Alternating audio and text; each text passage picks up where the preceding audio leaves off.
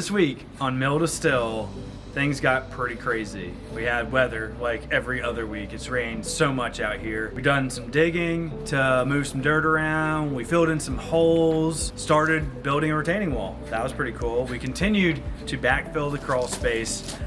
We've done over 2 million pounds of stone. Over 1,000 tons of stone have gone into the crawl space of this building. We continue to fight boulders. We continue to waterproof. We go to the scrapyard. I went to the scrapyard and almost got devoured by the claw. The legitimate monster claw came down and helped us unload this time. No kidding, that claw is as big as my trailer. But the guy driving had a delicate touch and he got everything off. Other than that, pretty smooth sailing. Oh, we started to insulate the roof in the boiler room. And that is the far building, the far single-story building, the probably in most worst shape of everything in the main structure. Should be done insulating in the next week, so that's pretty cool. We're doing it the hard way with 5.5 inches of ISO board on the inside. We began to insulate the office. Part of drying this place in and bringing it up to the 21st or whatever century we're in is putting in proper insulation. So we tore down all the old walls and ceilings, and they were gross and had old stuff in them. And we're going back and we want to leave all of the roof trusses exposed. But in order to do that, we have to insulate with rigid foam insulation between each rafter. We're doing that with a layer of 3.5 inch ISO board and then going back with another layer of 2 inch ISO board. And it is extremely labor intensive. I think it was 5.5 inches at R6, that is 32.5.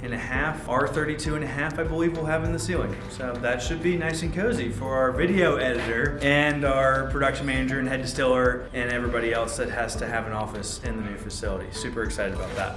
So part of insulating, the whole process of insulating this roof in here has to be done from the underside. We want to leave the trusses exposed. So Ryan's up there measuring each piece of insulation, and then Eric is cutting it. He's beveling it slightly so they can stuff it in between the trusses. They're gonna lap the stuff between the 3.5 and the 2 inch, and then we'll paint everything black and seal it up real good, and we'll have R32 in the ceiling, which would be super cool because then we can throw an air conditioner in here and have a thing or stuff go on. We had 3,000 linear feet of radiant floor packs delivered this week, and that's pretty cool because that's a sign of things to go back. We're pouring a 6-inch slab in this facility, and 12 inches on center. We're gonna run thousands of feet, 3,346 feet to be exact. When we make liquor in our stills, we produce 4,000 gallons of hot water. That hot water goes to all of our processes, but it's more than we need, so we're gonna take the rest of that hot water in the winter and we're gonna heat our building with it. So super excited. Stay tuned to see us install radiant flooring in our distillery. It's really cool that since we're getting close to the new finished floor elevation, we can begin to drop things as we come up to that level. So the floor used to be 18 inches higher than it's going to be. And one of the cool things we were able to do today was take this ancient loading dock door and bring the floor down 18 inches. It's got some gravel and stuff on it. And it's rough cut. It'll look much nicer and be 12 foot 10 inches wide when we're done, but we brought it down 18 inches and that's kind of cool. We're still working on waterproofing, but it's getting closer and closer. So last week there was a giant ditch right here. This week it's getting better.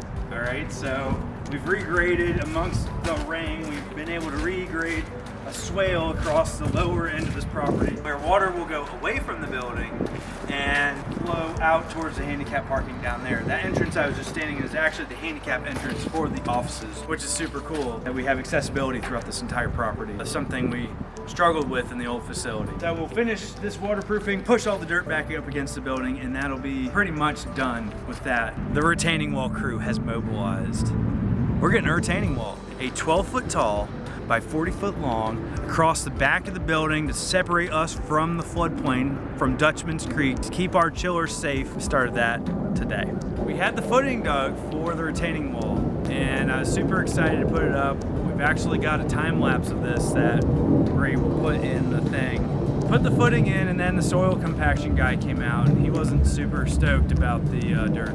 I don't really know where it's at right now, but it's like trying to build a wall and sand at the beach. It's not really working out too good. But anyway, stay tuned and I'll let you know how the retaining wall is going. The last thing that happened this week, which is kind of a bummer, we got stopped by SBA saying that they were going to require us to have an archaeological survey of this property. I worked for rehab for a few years. Rehab's been in existence for over 30 years. And I called them up and said, hey, you know, we need to talk about doing an archaeological survey. And they have only done it once in their entire 30-year existence. Somehow we're getting targeted to do an archaeological study, which involves a phase 1 and a phase 2. Phase 1 being you go around the site and look for potential things to do a study around, and then phase 2 would be you start digging up those things. We've already received Park Service approval, so we weren't expecting this. We dug through a front yard and did a bunch of excavation and things. We backfilled a bunch of the crawl space. Thankfully, at least, the archaeological study did not encompass any area we've disturbed so far, so we got lucky there. They are requiring us to do ground penetrating radar testing at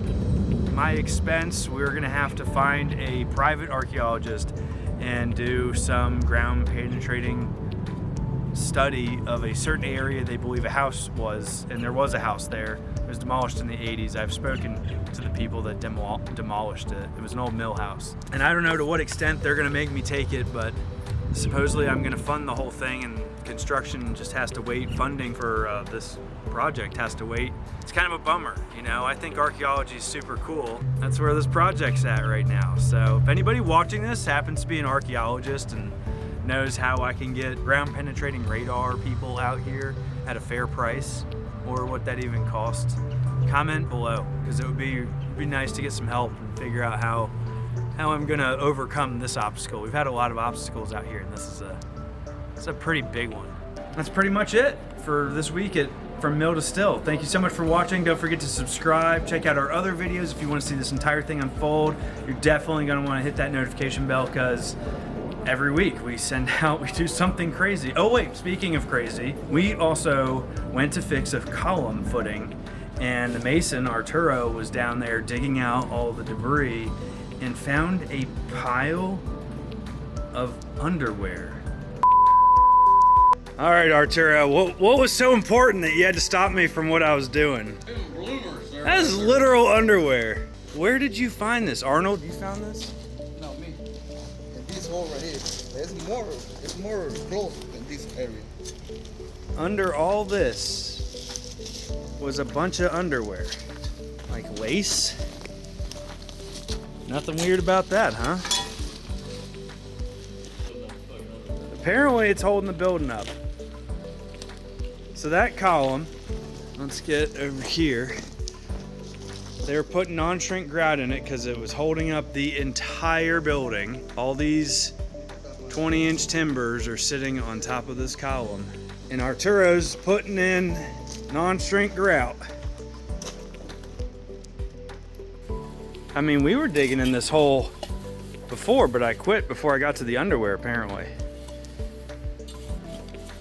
This brick is sitting, we're gonna have to stuff something in this hole, Arturo, to hold this up. It'll be concrete and little brick here. Maybe there's treasure at the bottom. Yeah. Stone or a treasure box, or a bunch of gold coins? No, I think it's, Oh, the concrete? yeah. Oh.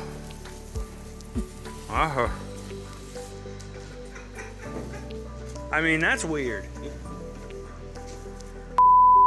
That's it. Cheers.